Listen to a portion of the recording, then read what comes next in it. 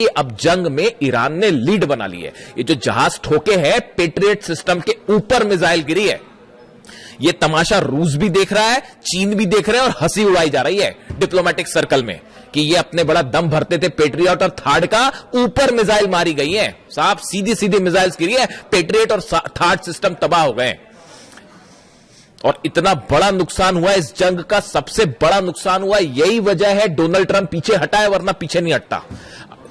बैठक होती है व्हाइट हाउस में, मैं आपको एक वीडियो में पहले भी बता चुका हूं। व्हाइट हाउस में बैठक हुई, पीट हेग्सेट शामिल थे उसमें, डैन केन्स शामिल थे, अमेरिका के तमाम अधिकारी शामिल थे। उसमें बताया गया कि जो नुकसान हुआ है और कैसे पेट्रियट और थार्ड सिस्टम मिसाइल्स खत्म हो रही है। सिर्फ 900 मिसाइल्स बची है अमेरिका के पास, एक महीना में सिर्फ 20 मिसाइल बन पाती हैं।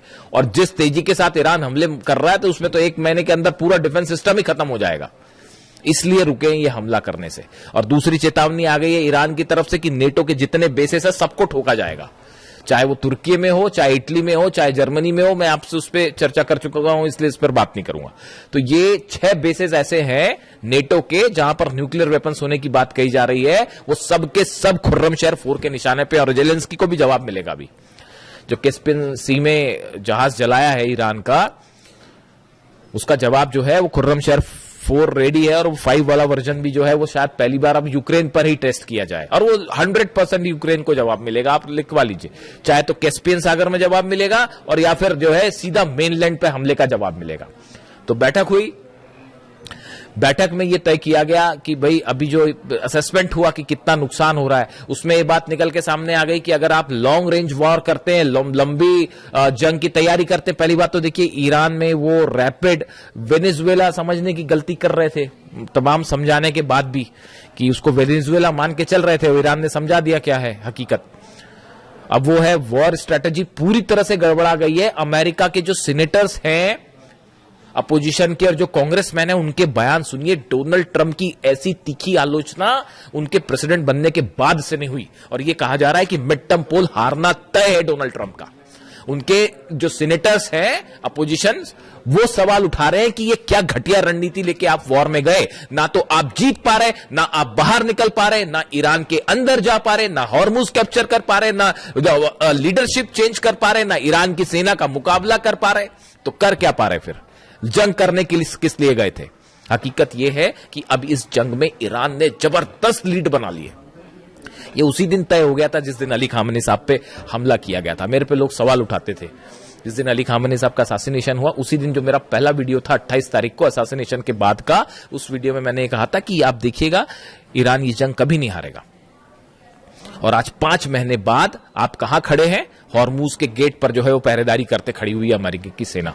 सच है या नहीं बताइए, क्यों नहीं एंटर कर लेते हॉर्मुज में, अंदर एंटर करिए। अबू मेहदी ऐसी मार मारेगी ना कि एक भी जहाज नहीं बचेगा। वो जहाज पीछे खींचने पड़ गए। ये जो दूसरे दौर की हवाई फायरिंग करी, इसमें जो फाइटर जेट से हमले किए गए, वो हमले के पहले वो जो जहाज खड़े थे वो पहले आगे खड़े थे, उन सबको पीछे खींचना पड़ गया। वो 1000 किलोमीटर की रेंज के पीछे करना पड़ गया, वरना अबू मेहदी ऐसा मार मारते कि जहाज नहीं बचते। और हॉर्मुज में वो आप देखिए एक टैंकर फिर तबाह हो गया, कल पार करने की कोशिश कर रहा था उस रास्ते से जो कि ईरान ने मना कर रखा है। नीचे माइन लगी हुई है, फट गई माइन, जहाज हो गया तबाह, बाबल मंदेब अलग बंद हो गया है। तो ये कई बार क्या होता है, देखिए जरूरत से ज्यादा घमंड करना, अपने आप को चैंपियन समझना है ना, कि बस हम ही सब कुछ, आज इसको तबाह कर देंगे, कल उसको तबाह कर देंगे, तो एक ना एक दिन शेर को 1.25 शेर जरूर मिलता है। और यहां तो बहुत भारी शेर मिल गया है, मतलब भागने का रास्ता। वहां पे प्लानिंग चल रही है वाशिंगटन डीसी में, व्हाइट हाउस में प्लानिंग चल रही है कि भाई ईरान की जंग से इज्जत बचाते हुए कैसे बाहर निकला जाए। अरे काय की इज्जत बचाओगे साहब, वो चाइना ने आपका एक एक चीज आपकी समझ ली है कि कैसे आपका तोड़ है। F-35 फाइटर जेट का तोड़ क्या है, F-18 का तोड़ क्या है, टॉम हॉक मिसाइल गिर गई और तो और छोड़ दिया। इससे बड़ी बात और क्या होगी। वो ईरान जो मलबा दिखा रहा है टॉम हॉक मिसाइल का, टॉम हॉक मिसाइल को मार के गिरा देने का मतलब आप समझते हो। वो सिर्फ मामला ईरान अमेरिका तक नहीं है। जब टॉम हॉक मिसाइल गिरती है तो चाइना उसकी पूरी पोस्टमार्टम कर डालता। अच्छा, इनकी ये मिसाइल इतनी स्पीड पे चल रही थी, इतनी ऊंचाई पे चल रही थी, इस सिस्टम से मार के गिराया। वो टॉम हॉक मिसाइल का तोड़ उसने निकाल दिया। F-35 जेट अगर गिर रहा है, F-35 जेट अगर तबाह हो रहा है, तो चाइना उसका पूरा एनालिसिस कर ले रहा है कि ये इतने ऊपर जाता है, इतने तेजी से मुड़ता है, इसमें इसको ऐसे टारगेट किया जा सकता है। वो पूरी काट निकाल दी अमेरिका के जितने वेपन्स हैं। आप देख लीजिए हालत क्या है। 18 शिप लेके आप पहरेदारी कर रहे हो, वहां पे खड़े हुए हो, अंदर जाने की आपकी हिम्मत नहीं है। खड़े हुए आप ईरान के दरवाजे पर। तो अब हालात ये है कि मुस्तफा खामेनी ने एक नया जो है वो संदेश दे दिया है डोनाल्ड ट्रंप को। उन्होंने कह दिया पहले लेबनान में पूरी तरह से शांति करो, उसके बाद बात आगे बढ़ेगी, वरना हम बात ही नहीं करेंगे। और यूरेनियम तो भूल जाइए, वो सपना है, वो भूल जाओ, यूरेनियम नहीं मिलने वाला। पिकेक्स माउंटेन पर हमला करोगे, नेटो के बेसिस उड़ेंगे, यूक्रेन पर हमला होगा, और सऊदी में, यूएई में, कतर में, दोहा में, बहरीन में, कुवैत में एक भी ऑयल रिफाइनरी सलामत नहीं बचेगी, एक भी इंफ्रास्ट्रक्चर नहीं बचेगा। वो जो लंबे लंबे ब्रिज है बहरीन और सऊदी के बीच में, सब मिसाइल्स के निशाने पर है। और ये जो बोलते रहते हैं ना बीच में डोनाल्ड ट्रंप की बस अब इतने % मिसाइल बनी, दुनिया में कोई नहीं जानता ईरान के पास कितनी मिसाइल सिटीज है। तो जागरोस की पहाड़ियों के नीचे अली खामेनी साहब जानते थे पहले से कि आज नहीं तो कल जो है वो हमला करेगा अमेरिका, उसी की तैयारी कर रखी थी, 4-5 साल की जंग की तैयारी कर रखी है। और अब तो भयंकर लीड बना लिए साहब, भयंकर लीड बना लिया। आपको क्या लगता है इजराइल हमला अगर ईरान अगर हार रहा होता या दब रहा होता तो अब तक इजराइल तो कूद गया होता जंग में। उसको पता है कि अगर जंग में आप कूदोगे उसके बाद तेल अवीव पे और हाइफा में ऐसे हमले होंगे इस बार कि मतलब रुकेगा भी नहीं वो मामला। तो अभी वो प्लान चल रहा है एक और, फिर जा रहे नेतन्याहू जी जा रहे हैं मिलने के लिए डोनाल्ड ट्रंप से, और वहां जाके देखते हैं मुलाकात में क्या होता है। वहां पे एक नया फिर प्लान, नया षड्यंत्र शायद जारी हो कि अब ऐसे हमले करेंगे, वैसे हमले करेंगे। अभी लेकिन एक नई थ्योरी चल रही है, इस पे अलग से बात करेंगे।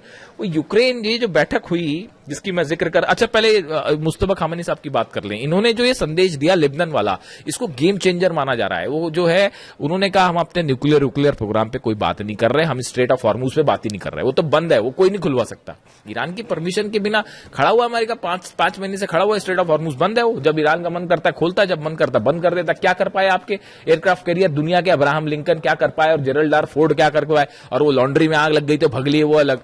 तो बेइज्जती हो रही है वो अलग हो रही है, सैनिक मर रहे हैं, थार्ड सिस्टम तबाह हो जा रहा है, जहाज में आग लग जा रही है, हरा पानी रहे, हरा तो छोड़िए खुद ही पिटे जा रहे हैं। क्या की सुप्रीम पावर दुनिया की, सबको समझ में आ गया कोई सुप्रीम पावर नहीं है भैया। और मिसाइल के मामले में Iran is the new supreme power of the world, super power of the world, इसमें कोई शक नहीं है। वो कई लोग फिर अभी भी इस तरह के मैं सवाल देखता हूं कि रूस मदद कर रहा है और चाइना मिसाइल में मदद कर रहा है। ईरान को मिसाइल के मामले में किसी की मदद की जरूरत है? अभी भी आपको लगता है कि किसी और की मदद की जरूरत है? हाँ मान लिया सैटेलाइट की मदद मान सकते हैं हम, सैटेलाइट मदद कर रहा है रूस, चीन सैटेलाइट से मदद कर रहा है, क्योंकि सैटेलाइट प्रोग्राम है नहीं तो बैन कर रखा था आपने, वरना वो ईरान बताया ईरान को आप ये बैन्स वैन हटा लीजिए, उसके बाद देखिए ईरान कैसे तेजी से तरक्की करता है।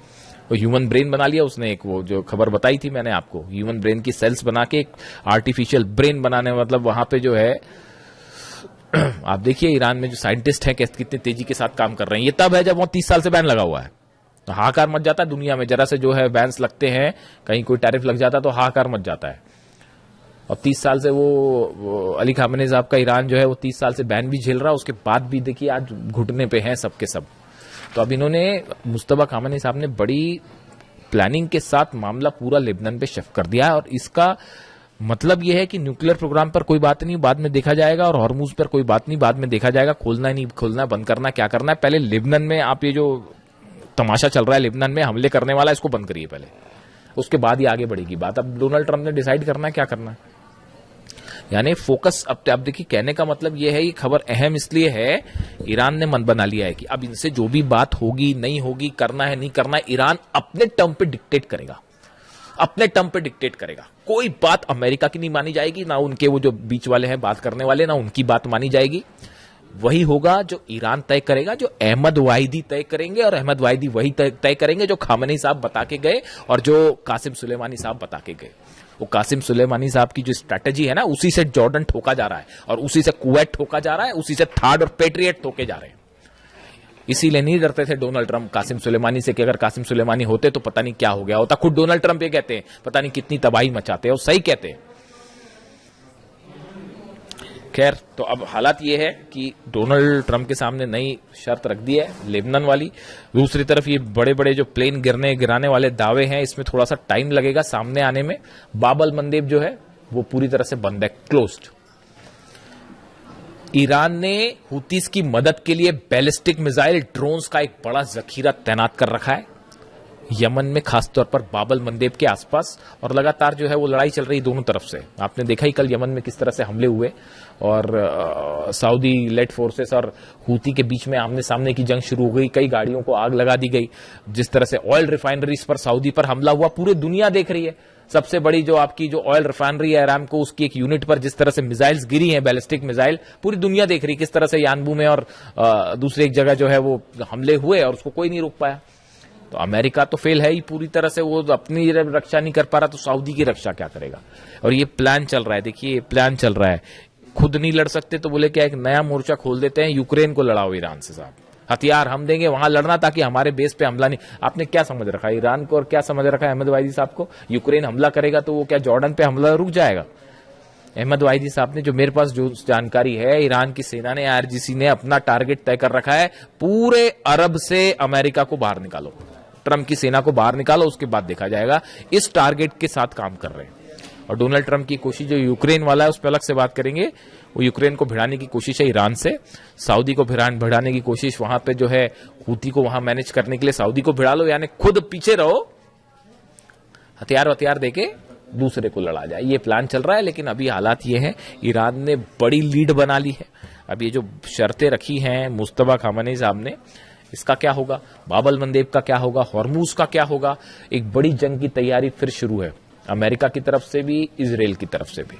इजराइल की एंट्री भी जल्दी हो सकती है, अगले 1 से 2 दिन में 30 तय हो जाएगी कि मामला जंग की तरफ, बड़ी जंग की तरफ। ईरान जान रहा है कि हमला होगा, आज नहीं तो कल फिर से हमला होगा, और किस रूप में होगा ये देखने वाली बात है। जो भी अपडेट होगा आप तक पहुंचाऊंगा। Thank you so much.